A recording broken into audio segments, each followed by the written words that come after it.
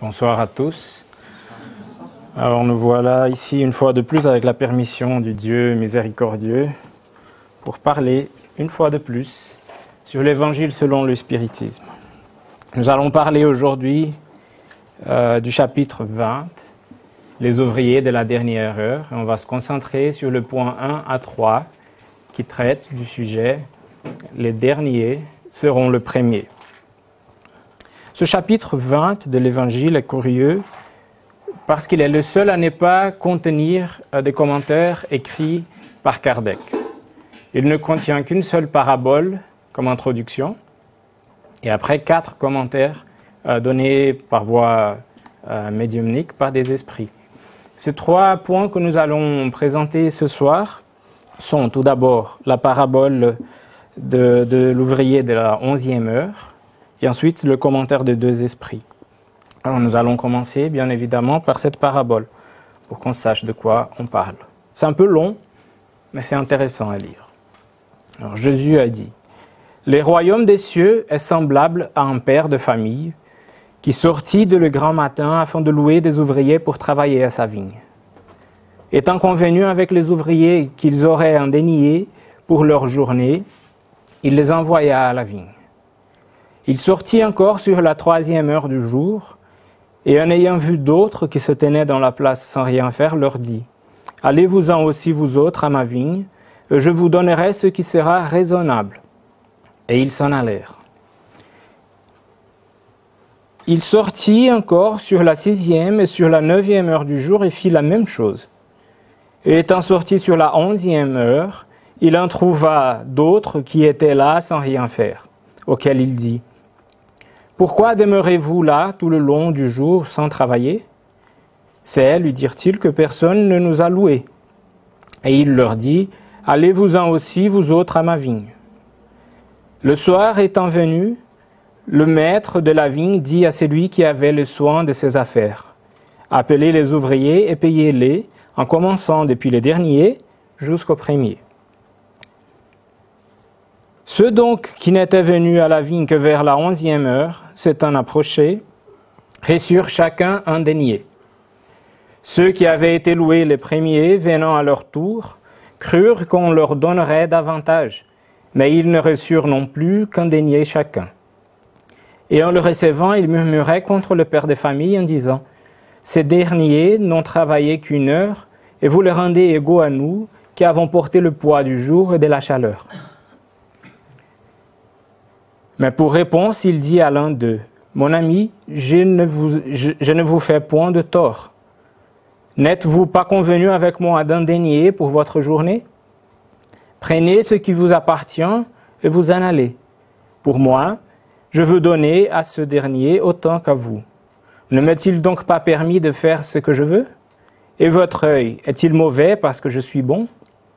Ainsi, les derniers seront le premier et le premier seront les derniers, parce qu'il y en a beaucoup d'appelés et peu d'élus. » Ça se trouve dans l'Évangile de Matthieu, chapitre 20, versets 1 à 16. Comme nous le savons, toutes les paraboles racontées par Jésus étaient remplies d'un sens spirituel très profond. Et elles peuvent aussi être interprétées de plusieurs manières différentes sans qu'elles perdent leur sens. Donc on va commencer par l'interpréter à la lettre, pour qu'on comprenne quel était le contexte dans lequel Jésus a raconté cette parabole, pour qu'on comprenne pourquoi il parle d'un vignoble, qu'est-ce que c'est cette vigne, qu'est-ce que représente le maître de la vigne, ce père de famille dont il parle, qu'est-ce que c'est le raisin, les branches, et ainsi de suite. Donc premièrement, pour comprendre le contexte culturel et social de cette parabole, il faut qu'on comprenne que le raisin était un élément extrêmement important pour ces personnes. Parce que la base de leur régime alimentaire était composée par le blé, à partir duquel ils produisaient le pain, par le poisson, qui était une source de protéines bien moins chère que la viande rouge des agneaux, par exemple, et par le vin, par le raisin, parce qu'à partir du raisin, ils produisaient le vin, et le vin était présent dans les repas de tout le monde. Alors, nous voyons que la variété pour leur régime alimentaire était loin d'être la même variété que nous avons aujourd'hui. Et de là, on comprend pourquoi la vigne était quelque chose d'important et pourquoi tout le monde comprenait ce que c'était une vigne et comment on travaillait dans la vigne et qu'est-ce qu'elle représentait pour tous à cette époque-là. Quant au temps, à la manière de compter le temps, on a vu, Jésus a parlé de la première heure, la troisième, la sixième et ainsi de suite.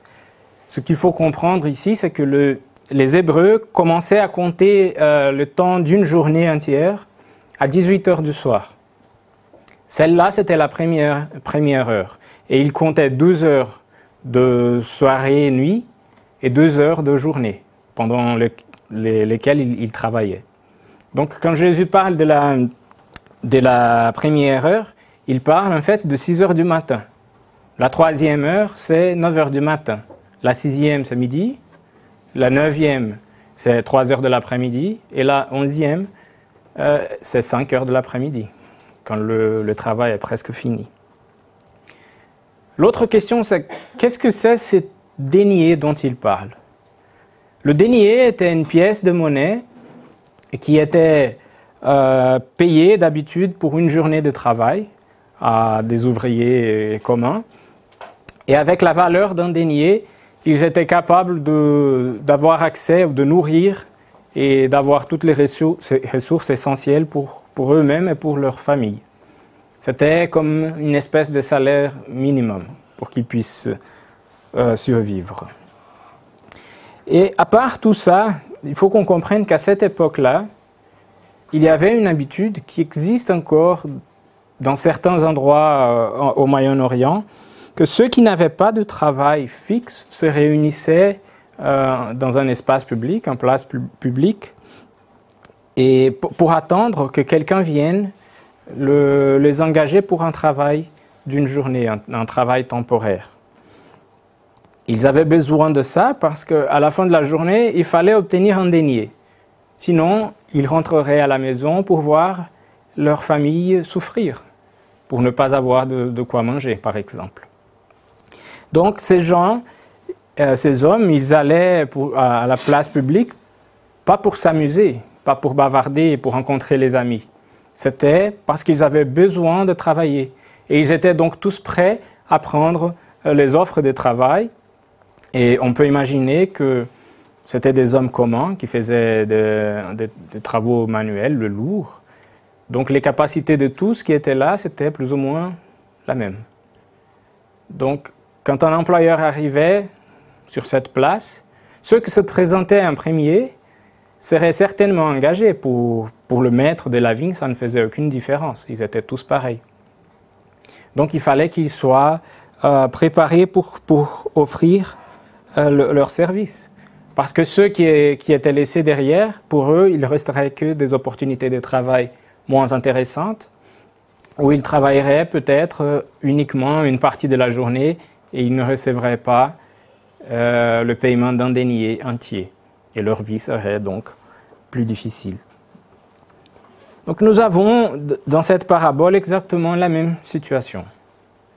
On a un père de famille qui est un maître d'une vigne, qui va dans cet espace public, qui engage un certain nombre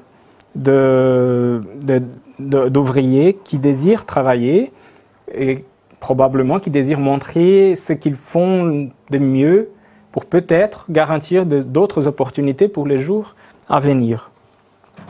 Et quand il engage ces hommes, il leur propose le salaire d'un denier.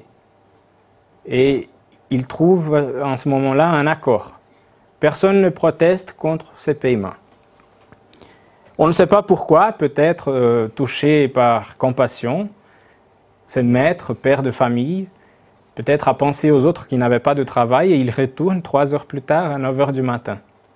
Et il engage à 9 heures du matin un certain nombre d'hommes de plus et il leur promet d'être juste dans le paiement, de payer ce qui serait convenable. Mais il n'a pas fixé une valeur. Et il fait la même chose à midi et à 3 heures de l'après-midi. Et quand il est 17 heures, donc quand le soir arrive, il va encore une fois, une dernière fois, au milieu de ces hommes, Il voit des hommes qui n'ont toujours pas de travail, il leur demande pourquoi ils sont toujours là. Ils disent c'est parce que personne ne nous a engagés, donc ce n'est pas parce qu'on ne veut pas travailler. On n'a pas eu l'opportunité de travailler. Et il dit alors allez, venez avec moi à ma vigne, mais il ne promet rien comme paiement. Il propose juste que ces hommes aillent travailler pendant 1 heure seulement.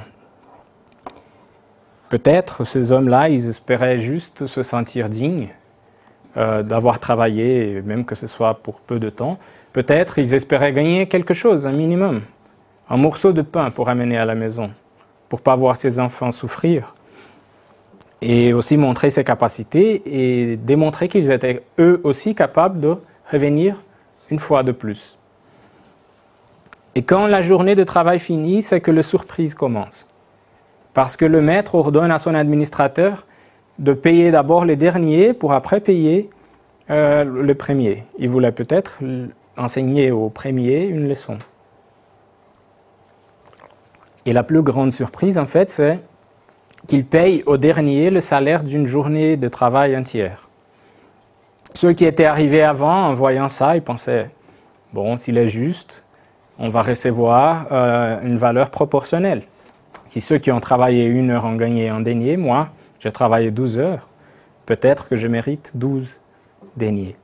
Mais ils ont tous reçu la même chose.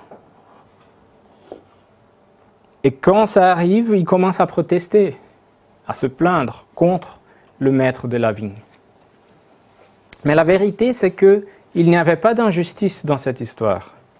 Ils étaient convenus que le salaire était d'1 denier, pas plus, pas moins.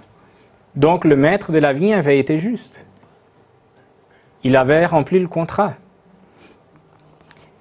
Et il a voulu, parce que l'argent était à lui, la vigne était à lui, il a voulu donner la même chose à ceux qui avaient travaillé moins. Il aurait pu faire autre chose. Il aurait pu aller à la place publique à 17 heures, et quand il a vu ces hommes qui étaient là, il aurait pu donner une aumône. 1 denier, 2, 3, l'argent était à lui. Il aurait pu donner autant qu'il voulait. Mais pour ne pas humilier ces hommes, pour leur permettre de se sentir dignes d'un paiement, il a permis qu'ils aillent à sa vigne pour travailler. Alors on peut se demander qui est vraiment injuste dans cette histoire? Le maître du vignoble ou l'ouvrier grognard qui se plaint parce qu'il ne sait pas se contenter de ce qui est à lui et qui doit juger ce qui est à l'autre? C'est ainsi qu'il reçoit la leçon que peu importe quand il est venu, tôt ou tard, et l'important c'est qu'il accomplisse son devoir avec dignité, sans juger l'autre, sans se plaindre, avec bonne volonté. Et c'est pour ça que Jésus dit que les derniers seront le premier, et les premiers seront les derniers, parce qu'il y en a beaucoup d'appelés, comme tous ces ouvriers qui sont venus aux différentes heures de la journée, mais peu d'élus, peu qui ont vraiment mérité l'opportunité. Certainement, ceux qui ont travaillé toute la journée ont reçu leur paye, mais pas plus que ça. Ils ont fait leur boulot, ils ont gagné ce qu'ils espéraient, mais ils ont perdu certainement l'admiration du maître de la vigne. Ils ont démontré qu'ils n'étaient pas des personnes justes. Et probablement pour les jours après, ils ne seraient pas engagés par les mêmes maîtres, qui le connaisseraient déjà et sauraient qui étaient ces hommes-là. Donc ça veut dire que peu importe si on commence d'abord, si on commence après, si on ne sait pas être juste et reconnaissant envers l'autre, le travail qu'on accomplit perd en valeur. Ça, c'est le sens le plus évident de cette parabole. Mais comment est-ce que nous pouvons comprendre le sens spirituel de cette parabole de l'ouvrier de la 11e heure? Dans une optique spirituelle, qu'est-ce que le vignoble? C'est qui ce maître du vignoble? C'est le travail dans le vignoble, ça représente quoi? Le jugement. Pas exactement. Mais on va laisser que Jésus nous explique. Parce qu'il a donné dans l'évangile de Jean une approche pour interpréter cette parabole. Il n'a pas fait référence à cette parabole directement, mais à partir de ce qu'il a dit, on va comprendre ce que c'est la vigne, qui est le maître, qui est la plante, les branches, et ainsi de suite. Il a dit « Je suis la vraie vigne. Mon Père est le vigneron. Il retranchera toutes les branches qui ne portent point de fruits en moi. Et il émondera toutes celles qui portent du fruit, afin qu'elles en portent davantage. Je suis le cep de la vigne, et vous en êtes les branches. Celui qui demeure en moi, et en qui je demeure, porte beaucoup de fruits, car vous ne pouvez rien faire sans moi. Si quelqu'un ne demeure pas en moi, il sera jeté dehors comme un sarment inutile. Il séchera, et on le ramassera pour le jeter au feu, et il brûlera. » Voilà une façon d'interpréter. Donc, à partir de ce que Jésus dit, c'est clair que dans ces paroles, le père de famille, maître du vignoble, c'est Dieu, notre Père. La vigne, et là je parle de la plante, le cep de la vigne, c'est Jésus. Et les branches qui dérivent de ce cep sommes nous-mêmes. Donc là, on comprend que, étant attachés à cette vigne qui est Jésus, nous sommes censés produire de bonnes œuvres. Dans la nature, aucune branche qui n'est bien connectée au tronc ne reçoit pas correctement la quantité exacte de sève pour pouvoir produire. De la même manière, celui qui n'agit pas selon le précepte de Jésus devient incapable de produire de bonnes œuvres. Est-ce que ça veut dire que tout le monde doit se convertir et devenir chrétien? Pas vraiment. On doit agir comme Jésus, pas devenir chrétien. Donc même quelqu'un qui ne connaît pas Jésus, qui n'a jamais entendu parler de Jésus, mais qui est humble, qui est tolérant, qui est charitable, qui sait pardonner, il agit selon le précepte proposé par Jésus, qui sont les mêmes préceptes proposés par toutes les religions quand elles sont bien interprétées. Et celui-là, lui aussi, il est une branche, parce qu'il est aussi un enfant de Dieu. Et il est une branche qui produit de bonnes œuvres, ou, si on veut, de bons raisins. Jésus affirme aussi dans ce qu'il dit là, que ceux qui ne produisent pas de fruits en se bénéficiant de sa sève sera jeté dehors, sera coupé, retiré du cep, il va sécher et il va brûler. Est-ce que par cette affirmation, Jésus confirme l'existence de l'enfer tel qu'on parle depuis très longtemps avec le feu et toute la souffrance donnée par la chaleur? Bien sûr que non.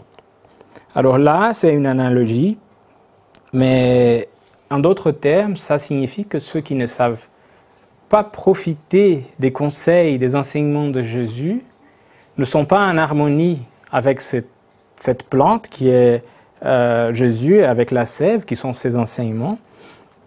Et dans ce cas-là, quand on est comme ça, on doit subir un processus de purification par la souffrance, par les douleurs, par les expiations, qui sont représentées dans ces paroles par le feu. Les difficultés de la vie qui nous viennent par un mécanisme qui n'est pas une punition arbitraire des dieux, par un mécanisme juste, qui est celui de la loi de cause à effet. C'est-à-dire que quiconque méprise les enseignements de Jésus va recevoir quelque chose en retour qui n'est pas bien, parce qu'il cultive une plantation de fruits amers, de plantes avec des épingles. Donc dans la vie pratique, on sait que le travail dans le vignoble a pour objectif la production de raisin, et à partir du raisin, on va produire du vin. Donc, d'un point de vue spirituel, ce travail dans la vigne, de soigner la plante, de produire le raisin, de le cueillir, de produire le vin, est l'action des dieux dans nos vies. Parce que Dieu, il est toujours en contact avec nous. Il agit dans nos vies pour nous permettre de nous améliorer, pour qu'on apprenne à produire les bons fruits, pour qu'on devienne meilleur. Il fait ça en nous donnant l'opportunité de travailler, de corriger nos erreurs par les mécanismes de la réincarnation, en nous donnant l'opportunité de nous retrouver avec ceux avec qui on ne s'entend pas très bien, pour qu'on ait encore une chance de mieux s'entendre. Donc nous pouvons comprendre par ça pourquoi dans la parabole, le maître du vignoble, même en ayant un administrateur, ne l'envoie pas chercher les ouvriers. Pourquoi le maître va lui-même chercher les ouvriers? Parce que ça représente la providence divine, qui est en contact direct avec nous. C'est Dieu qui vient à nous, mais la plupart du temps, on n'est pas capable de le sentir. Et c'est ça qui rend notre vie plus difficile. Voilà donc une façon de comprendre l'analogie du vignoble, de la vigne, du raisin, et ainsi de suite. Mais il y a une autre façon d'interpréter qu'on peut obtenir quand on lit dans le prolégomène ou le préface du livre des esprits, une chose que les esprits supérieurs ont conseillé à Kardec. Ils ont dit « Tu mettras en tête du livre le cep de vigne que nous t'avons dessiné, celui-là, qu'il est l'emblème du travail du Créateur.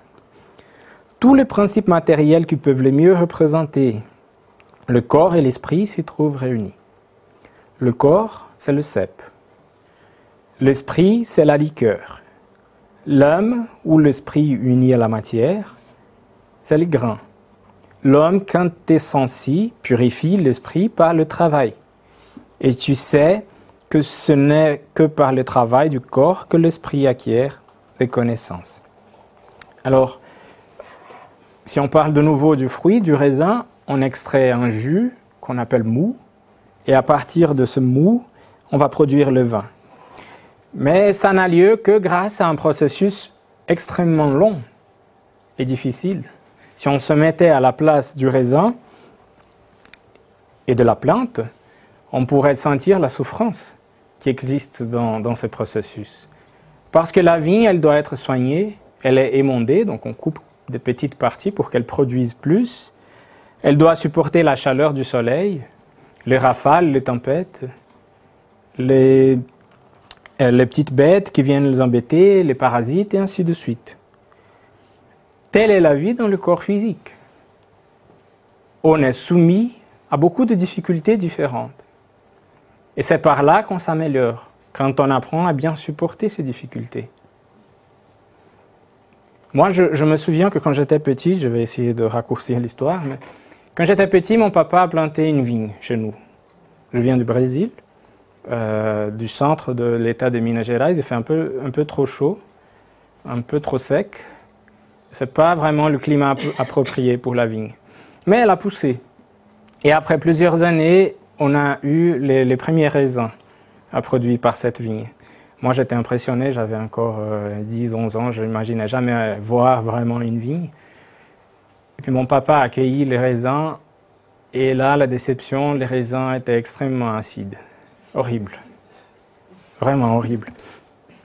Et ce n'était qu'après plusieurs années, 5, 6 ans, 7 ans, qu'on a finalement pu avoir des raisins qui avaient un goût acceptable. Parce que ça, c'était le processus auquel la nature soumettait cette plante pour qu'elle s'améliore et ce qu'elle produit s'améliore avec le temps, même dans des conditions un peu inappropriées pour ce genre de plantes. Donc, notre grain de raisin, c'est-à-dire l'esprit incarné dans le corps, il s'améliore à mesure que nous apprenons à tolérer les difficultés et les impositions de la vie. Pas simplement accepter, mais vivre avec elles et apprendre à les contourner et à les régler. Et comme ça, ce raisin, donc l'esprit incarné, il s'améliore, et c'est à partir d'un bon raisin qu'on sera capable d'extraire un bon mou et produire un bon vin. Mais pour arriver du raisin au vin, il y a encore un processus très long. Parce qu'on a le raisin dans la vigne, il faut encore passer par le vendange, le foulage, le pressurage. Anciennement, le raisin, ils étaient piétinés, donc imaginez-vous à la place du raisin, piétiné par les difficultés de la vie.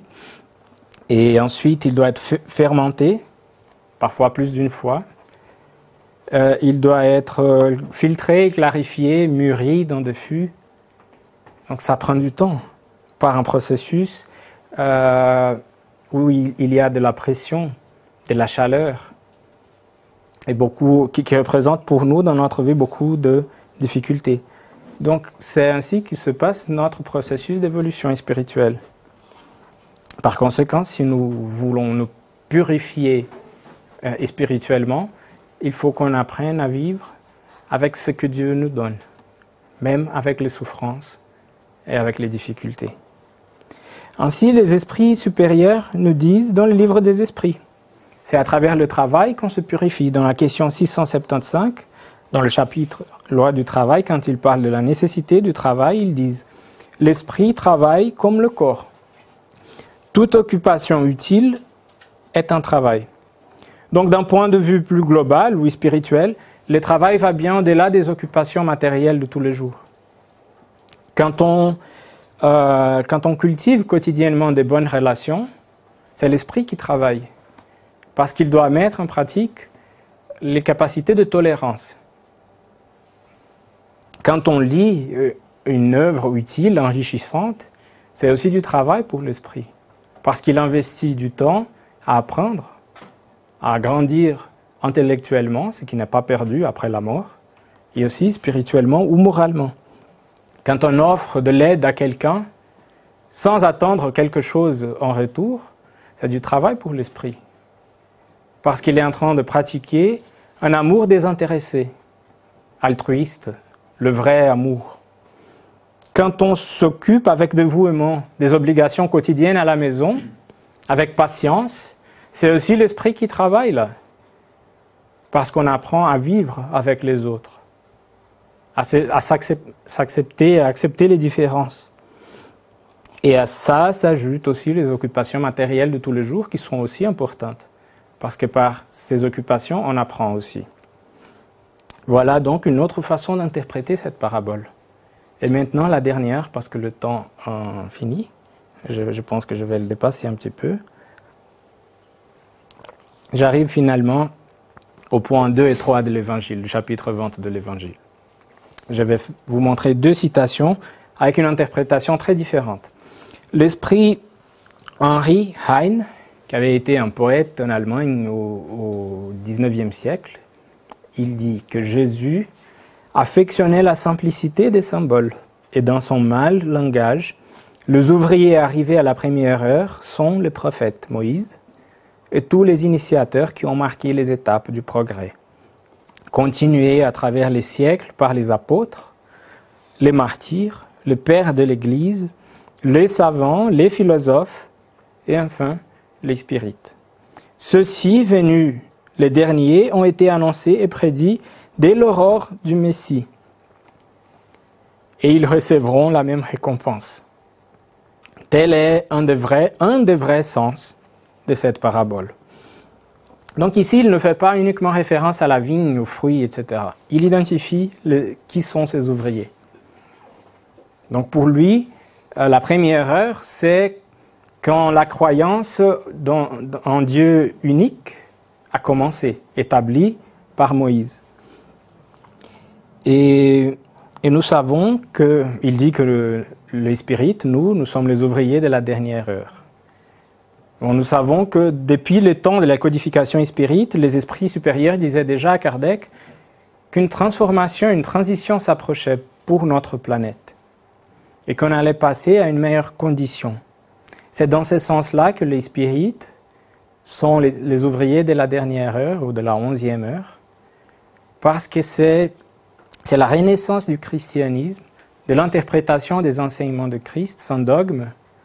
C'est le consolateur promis par le Christ qui est venu expliquer exactement ce qu'il a dit, rappeler ce qu'il a dit. et éteindre ces enseignements. Dans l'Évangile, même selon le spiritisme, l'Esprit Saint Augustin nous parle de cette transition, si je ne me trompe pas, dans le chapitre 3. Il parle de ce monde nouveau, que la terre va devenir un monde de régénération, c'est-à-dire un monde où le bien passe à prédominer, où le mal, petit à petit, cesse d'avoir sa place. Et donc, pour cette raison-là, tout le monde ne sera pas admis dans cette terre. Et seulement ceux qui ont travaillé selon le précepte de Jésus auront droit au salaire, même s'ils ont commencé à travailler qu'à la dernière heure. C'est dans ce genre de monde, le monde de régénération, que les esprits peuvent, en quelque sorte, selon les paroles de Kardec, se reposer des luttes qu'ils ont dû supporter pendant les expiations de ces fautes. C'est dans ce sens-là qu'Henri Heine dit que les spirites sont les ouvriers de la dernière heure, ceux qui ont été les derniers à prendre en main les opportunités offertes par Dieu. Rejoignant la même interprétation, l'esprit Constantin, dans le point 2 de ce chapitre, dit « L'ouvrier de la dernière heure a droit au salaire, mais il faut que sa bonne volonté l'ait tenu à la disposition du maître qui devait l'employer, et que ce retard ne soit pas le fruit de sa paresse ou de sa mauvaise volonté. Bons spirites, mes bien-aimés, vous êtes tous des ouvriers de la dernière heure. Tous vous êtes venus quand vous avez été appelés un peu plus tôt, un peu plus tard, pour l'incarnation dont vous portez la chaîne. Mais depuis combien de siècles entassés le Maître ne vous a-t-il pas appelé à sa vigne, sans que vous ayez voulu y entrer? Vous voilà au moment de toucher le salaire. Employez bien cette heure qui vous reste. Et n'oubliez jamais que votre existence, si longue qu'elle vous paraisse, n'est qu'un moment bien fugitif, dans l'immensité des temps qui forment pour vous l'éternité. Il faut qu'on soit attentif au fait qu'il s'adresse au bon spirit. Il ne suffit pas de dire qu'on est spirit. Et on verra dans le chapitre 17 que le bon spirit est celui qui emploie tous les efforts possibles pour maîtriser ses mauvais penchants, ses mauvaises passions. Il ne suffit pas de venir ici, de parler ici. Il faut que je le sois tous les jours. C'est là la difficulté de ce travail dans la vigne. Mais sachant que la transition de la Terre en planète de régénération s'approche, et aussi en sachant qu'au cours de nos vies successives, nous avons ignoré l'appel du maître de la vigne, il faut qu'on prenne en main les opportunités d'aujourd'hui et qu'on le prenne au sérieux, qu'on profite des opportunités pour bien s'entendre avec notre prochain.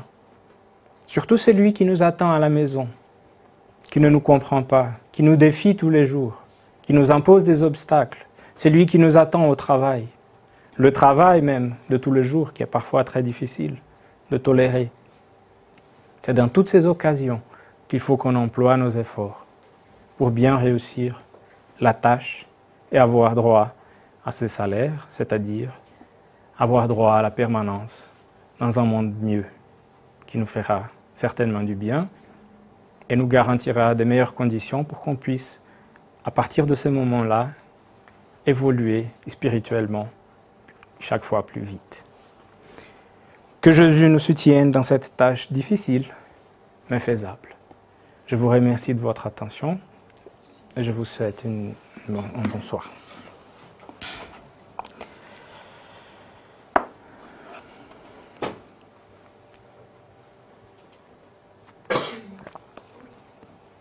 Nous allons maintenant faire notre prière avant de passer au passe magnétique. Donc réunissons nos pensées pour remercier Dieu, notre Père, de l'opportunité d'être ici ce soir, pour étudier ensemble, soutenus par les bons esprits, les paroles de notre Maître Jésus. Nous remercions également à toi, Maître, pour nous avoir laissé tous ces enseignements, pour nous accepter dans le travail de la vigne, qui nous appelle à assumer nos responsabilités pour bien mériter ce qui sera mieux pour nous.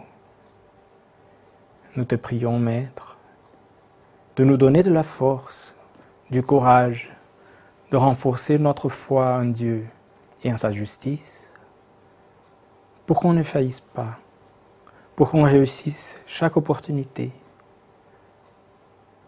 pour qu'on n'oublie jamais que chaque difficulté, chaque obstacle doit être transformé en marche pour la construction de l'échelle de l'évolution spirituelle, pour qu'on puisse arriver par nos propres efforts à la perfection qui nous garantira le vrai bonheur de la vie spirituelle. Nous prions aussi, Maître, pour ceux qui souffrent plus que nous, qui sont abandonnés, oubliés dans des hôpitaux, des maisons de retraite, les orphelins, tous ceux qui sont victimes d'un vice, ceux qui sont incarcérés à raison de leurs erreurs. Nous prions aussi pour ceux qui se sont désincarnés dans des conditions difficiles, les suicidés par exemple, les avortés, et qui ne connaissant pas leurs conditions spirituelles, se retrouvent en difficulté dans l'au-delà, sans pouvoir comprendre pourquoi la vie continue. Nous te prions, Maître Jésus, de nous bénir, de nous protéger, de nous permettre de rentrer chez nous en ambiance de paix et d'harmonie, pour amener cette paix et cette harmonie que tu nous offres partout où on aille. Qu'ainsi soit-il.